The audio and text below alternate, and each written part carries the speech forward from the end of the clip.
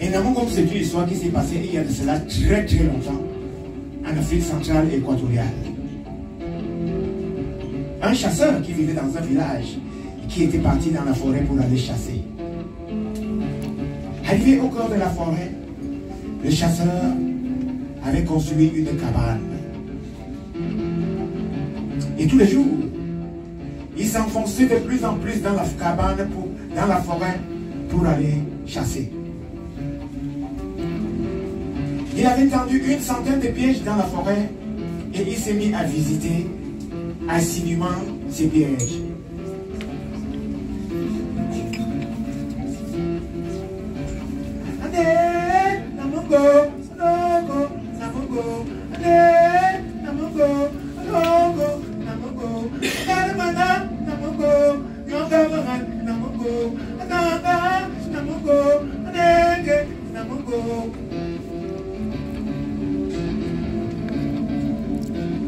Ce jour-là, alors que le chasseur était en train de visiter ses pièges, il trouva qu'un porc-épic s'était fait prendre à l'un de ses pièges. Le chasseur était content. Il prit le porc-épic et rentra dans sa cabane. Arrivé dans sa cabane, il s'est mis à enlever les épines du porc-épic afin de préparer la viande. Macoulé, macoulé, macoulé, macoulé, macoulé.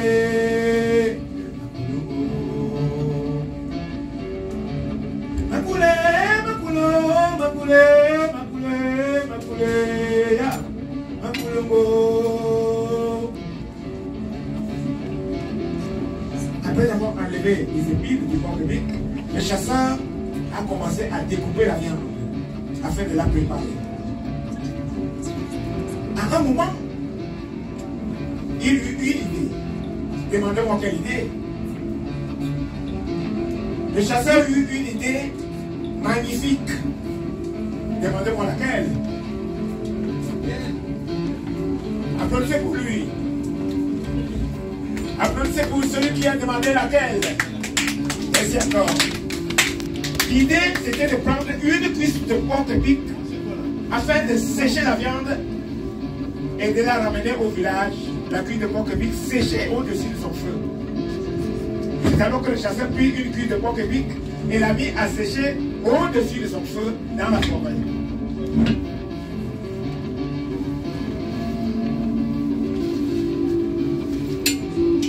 Quant au reste de la viande, le chasseur avait préparé et il avait mangé.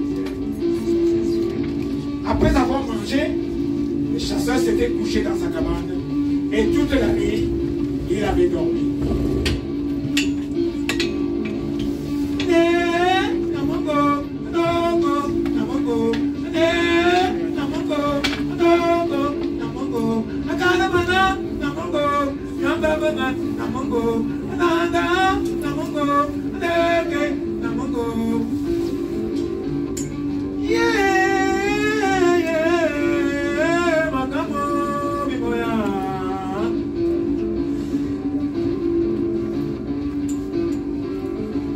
Le lendemain matin, le chasseur se leva et reprit la direction d'aller dans la forêt pour aller visiter ses pièges dans la forêt. Puisqu'il était venu dans cette forêt pour chasser, il est parti dans la forêt et toute la journée, il passa la journée à visiter ses pièges jusqu'au crépuscule. Et ce jour-là encore, le chasseur rentra bredouille. Ça veut dire qu'il n'avait rien trouvé à son piège. Car, vous savez bien, il y a deux façons de rentrer d'une partie de chasse. Faire bonne chasse ou rentrer produit.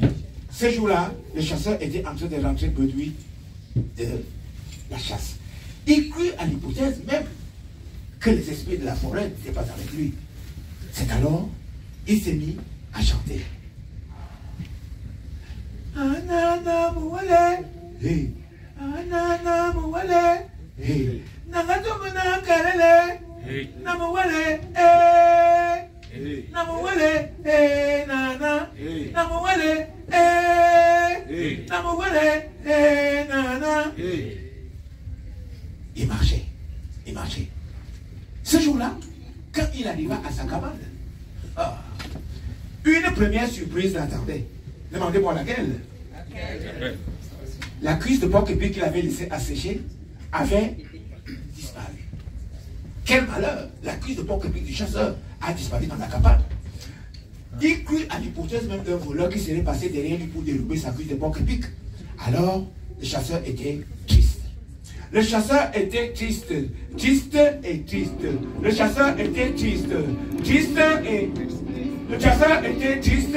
Triste et triste. Le chasseur était triste. Triste et triste. Le chasseur était triste. Triste et triste. Le chasseur était triste.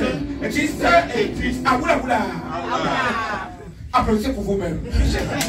Parce que si je dis aboula boula, vous devez répondre. Et si je dis histoire, applaudissez encore pour vous. Et si je dis vous répondez et yes. Applaudissez pour vous-même. Le chasseur était triste. Mais il était courageux. Un chasseur très courageux. Malgré la disparition de sa cuisse de porc-épic, le lendemain matin, il avait décidé de repartir dans la forêt pour aller toujours visiter ses pièges dans la forêt. Et ce jour-là, je ne vous raconte pas, il avait encore passé toute la journée à visiter ses pièges. Et le crépuscule, il était toujours bleu douille. Il n'avait rien trouvé. Là, il rentre. Une deuxième surprise l'attendait à sa cabane. Demandez-moi laquelle. Laquelle? Les alentours de sa cabane étaient bien nettoyés. L'intérieur de sa cabane était bien balayé. Et même que dans sa cabane, il y avait un repas bien préparé et bien servi. Imaginez-vous 2 jours dans la forêt sans manger. Donc le chasseur avait faim. Et vous savez très bien que ventre affamé n'a point d'or. Quelqu'un a même dit que celui qui a faim n'est plus.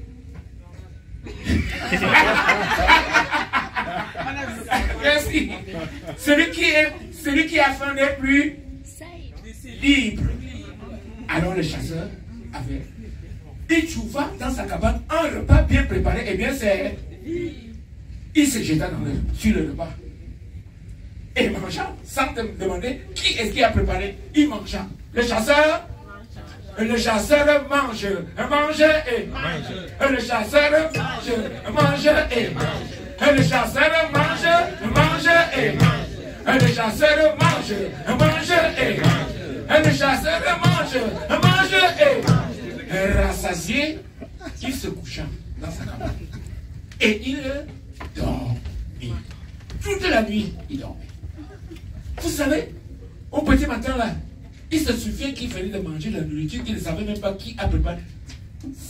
C'est pas possible. Comment je suis ici? Mais manger de la nourriture sans même savoir qui est-ce qui prépare cette nourriture. Qu'est-ce que j'ai fait? Il va falloir que je fasse des recherches afin d'éclaircir ce mystère qui m'arrive dans la forêt. Parce que là, c'est un mystère. La forêt a tellement de mystères, la forêt africaine. Ça, c'était dans la forêt équatoriale camerounaise. Ah! Alors, ce matin-là, en faisant semblant d'aller visiter ses pieds dans la forêt, le chasseur se cacha à proximité de sa cabane. Parce que, je ne vous ai pas dit quelque chose, le chasseur, comme il était chasseur, il était parti à l'école. Et il avait lu les livres. Beaucoup de livres. Et dans l'un des livres qu'il avait lu, il avait lu l'assassin revient toujours au lieu du crime. C'était pas un crime en tant que tel. Il dit que, ok, je vais quand même appliquer. C'est alors qu'il se cacha à proximité de sa cabane. Et attendit. Attendit longtemps. Attendant.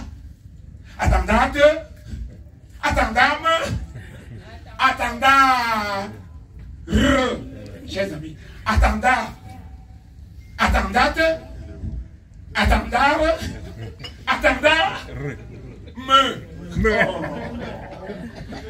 Et bientôt, sa patience allait lui faire une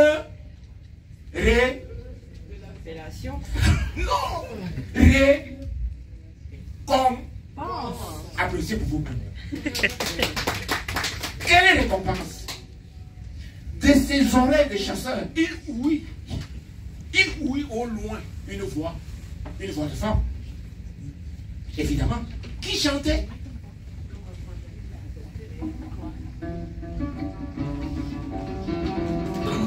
Une chanson qu'on va chanter ensemble. Le chœur c'est Enamungom. Enamungom veut dire la cuisse de porc épic.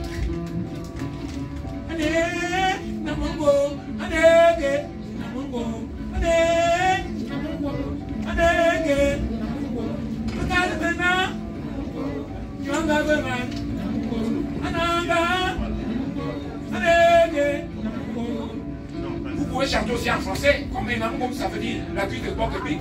Donc vous pouvez répondre la cuisse de porc épic.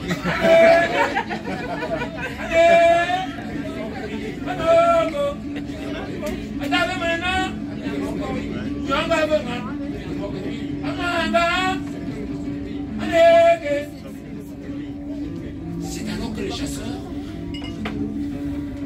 vit de ses propres yeux, puisque la voix ne faisait que se rapprocher, et la voix se rapprochait. Le chant était là, mais aussi la voix se rapprochait, jusqu'à ce que le chasseur, à un moment, vit de ses propres yeux quelque chose de magique. Bon. De magnifique. Majestueux.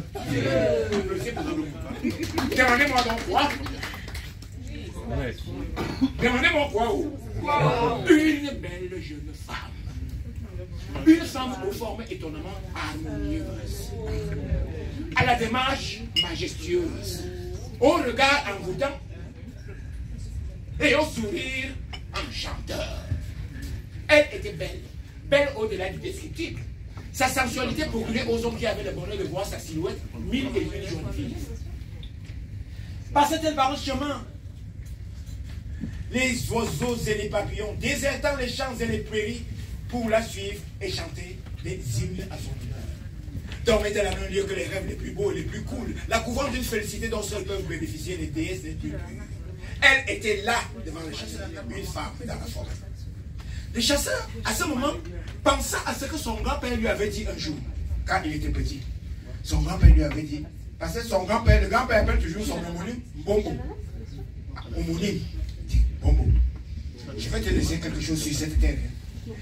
Quand tu verras une femme quelque part, une belle femme, la seule chose que je te conseille de faire, la première chose, c'est ramper délicatement en direction de cette belle jeune femme.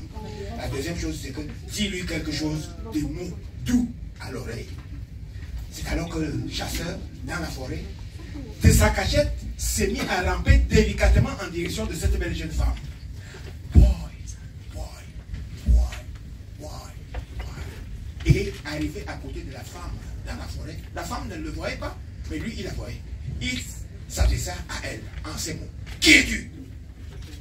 C'est donc toi qui viens dans ma cabane faire le ménage et me préparer de si bons repas? La belle jeune femme prit parole et dit, oui, c'est moi. Te souviens-tu de cette cuisse de porc épic qui a disparu dans ta cabane?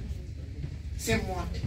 Et si tu me promets de ne jamais le révéler un jour, je resterai avec toi pour l'éternité. Nous aurons des enfants et on sera heureux. Est-ce que tu es d'accord?